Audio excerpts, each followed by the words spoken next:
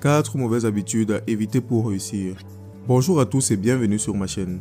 Avant de commencer, je souhaite vous remercier car vous êtes maintenant plus de 4000 à me suivre sur cette chaîne. Donc un grand merci à vous pour l'intérêt que vous portez à ma chaîne meilleure chaque jour. Aujourd'hui, nous allons plonger au cœur de la réussite en explorant les méandres de nos habitudes quotidiennes. Parce que soyons honnêtes, la réussite n'est pas seulement une question de talent ou de chance, mais aussi le résultat de nos actions répétées au quotidien. Alors, si vous êtes prêt à transformer vos habitudes pour atteindre vos objectifs, vous êtes au bon endroit. Dans cette vidéo, je vais vous révéler les 4 habitudes courantes qui dévorent une part considérable de votre temps. En les évitant, vous libérerez un espace précieux pour des activités qui ont une réelle plus-value dans votre vie. Je ne vous dirai pas seulement ce qu'il ne faut pas faire, je vous donnerai également des astuces pratiques pour éviter et remplacer ces mauvaises habitudes par d'autres beaucoup plus productives. Restez donc avec moi jusqu'à la fin de cette vidéo, car chaque conseil que je vais partager avec vous a le potentiel de transformer votre vie. Je suis sûr que vous allez vous reconnaître dans au moins une des habitudes de ma liste. Et pour ceux qui reconnaîtront ces 4 mauvaises habitudes dans leur vie quotidienne, vous devez rapidement vous ressaisir et agir, sinon il y a de fortes chances que vos objectifs de réussite continuent à rester des rêves lointains. Souvenez-vous que chaque seconde compte et il est temps de les investir sur des choses qui ont une réelle valeur.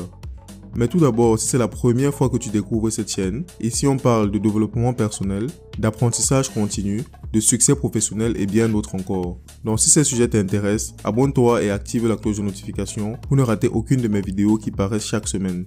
Et pour ceux qui sont déjà abonnés, rassurez-vous que vous avez activé la cloche de notification afin de ne rien manquer de mes nouvelles vidéos.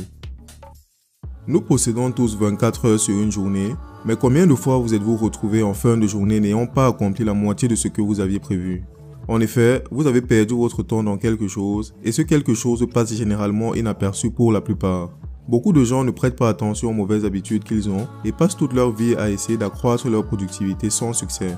C'est pourquoi dans cette vidéo, je vous invite à jeter un regard profond sur ces habitudes qui vous font perdre du temps, car parfois le succès ne dépend pas uniquement de ce que vous faites, mais aussi de ce que vous choisissez de ne plus faire.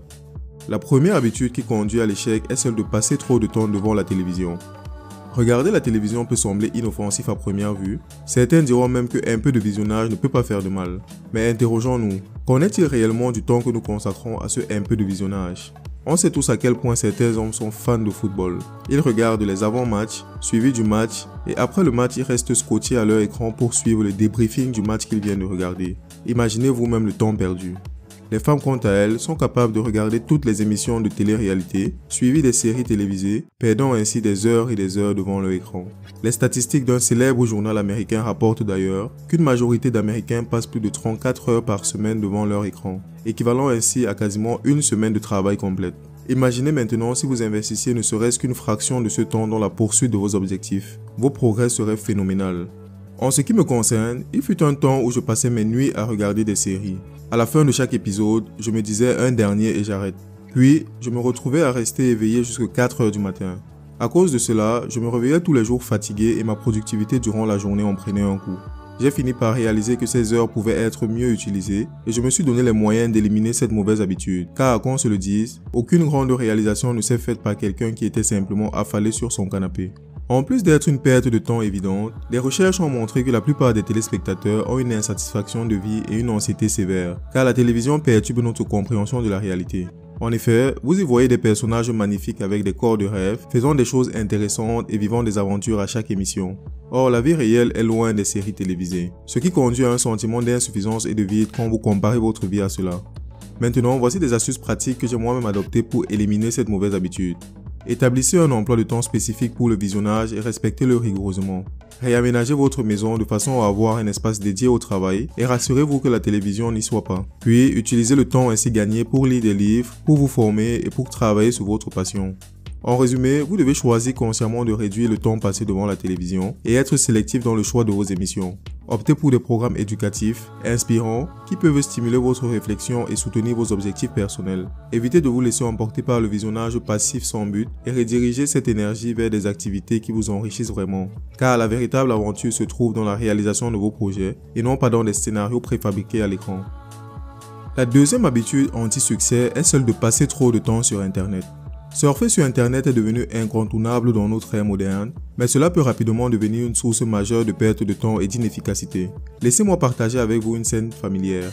Il est 16 h, les cours viennent de se terminer et Tom, plein de motivation, s'installe pour étudier en vue de son prochain examen. Il plonge dans son cours, mais ne comprend pas bien certaines notions du deuxième chapitre. Tom se connecte alors sur internet pour y faire quelques recherches supplémentaires. Il ouvre une page Wikipédia où il trouve l'information dont il avait besoin. Comme il était déjà sur son PC, Tom décide de rapidement regarder une petite vidéo drôle sur YouTube avant de retourner étudier. Subitement, il est 21 h et 5 heures de temps sont déjà passées. Tom n'a donc pas progressé plus loin que le deuxième chapitre et il est toujours sur internet. Je peux parier que vous avez déjà vécu ce type de scénario, n'est-ce pas? En effet, vous devez savoir qu'Internet est conçu pour retenir notre attention le plus longtemps possible. Chaque clic semble entraîner une cascade d'autres distractions. C'est un outil à double tranchant, car il faut le reconnaître, Internet regorge également de ressources incroyables et extrêmement utiles. Le problème vient donc de l'utilisation qu'on décide d'en faire. En effet, beaucoup d'entre nous, tout comme Tom, passent moins de 10% du temps à y faire des choses importantes. Le reste du temps est consacré à des inutilités. Une vidéo drôle sur YouTube par-ci, un détour par Facebook par-là. Gaspillons le temps si précieux qu'on a. Ce que je vous recommande au sortir de cette vidéo est de mesurer le temps que vous passez sur internet chaque jour. Par la suite, repérez les choses que vous aimez y faire et demandez-vous si vous ne pouvez pas les transformer en une activité génératrice de revenus. Pour mon cas personnel, j'adore des vidéos de développement personnel. Et c'est en faisant cet exercice que je me suis dit, mais pourquoi ne pas créer ma propre chaîne YouTube? Donc, au lieu de perdre le temps sur des choses futiles, utilisez internet pour apprendre de nouvelles compétences ou mieux encore pour générer d'autres sources de revenus. La troisième habitude anti-succès est celle de passer trop de temps sur les réseaux sociaux. Les réseaux sociaux, à la base conçus pour nous tenir informés de l'actualité, peuvent rapidement devenir une perte de temps énorme et un véritable obstacle à notre succès. Lorsque vous passez des heures à faire défiler votre fil d'actualité, vous vous exposez à une distraction constante. Cela peut vous éloigner de vos objectifs et réduire votre productivité. Les statistiques nous disent que nous consacrons en moyenne 2 heures par jour sur ces plateformes. Et à moins d'être un gestionnaire de pages professionnel, 2 heures de temps c'est énorme pour quelqu'un qui a des objectifs à réaliser. Imaginez utiliser ce temps précieux pour développer de nouvelles compétences ou travailler sur vos propres projets personnels au lieu de regarder passivement du contenu en ligne.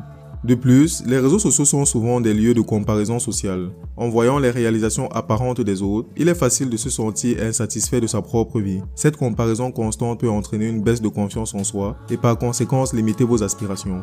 Maintenant, comment pouvez-vous éliminer cette mauvaise habitude? Tout d'abord, vous devez définir le temps que vous devez passer sur chaque application. Vous pouvez également intégrer des moments sans écran dans votre routine quotidienne. Je vous conseille soit le matin au réveil ou le soir avant de vous coucher. Et en bonus, pour trouver la motivation, identifiez des objectifs concrets que vous souhaitez réaliser. Cela peut être lié à votre carrière, à vos études ou à votre développement personnel. Et utilisez ces objectifs comme un booster pour réduire le temps que vous passez sur les réseaux sociaux et investir ce temps de manière productive. Rappelez-vous toujours que derrière chaque publication se cache une réalité complexe et comparer votre vie à ce que vous voyez en ligne peut créer des illusions. Cultivez une approche consciente de l'utilisation des réseaux sociaux en les intégrant dans votre vie de manière plus équilibrée et en préservant votre bien-être mental. La quatrième et dernière mauvaise habitude est celle de passer trop de temps à jouer aux jeux vidéo. Passer du temps à jouer aux jeux vidéo est l'un des passe-temps favoris de nos jours. Cependant, il est crucial de se pencher sur la durée que nous y consacrons. 1 heure par-ci, 2 heures par-là et le temps semble s'évaporer. Il est facile de constater que ce loisir peut rapidement basculer du plaisir à la perte de temps. Certes, le jeu vidéo peut offrir une satisfaction immédiate, mais qu'en est-il de la joie profonde et durable qui découle de la réalisation d'un objectif tangible?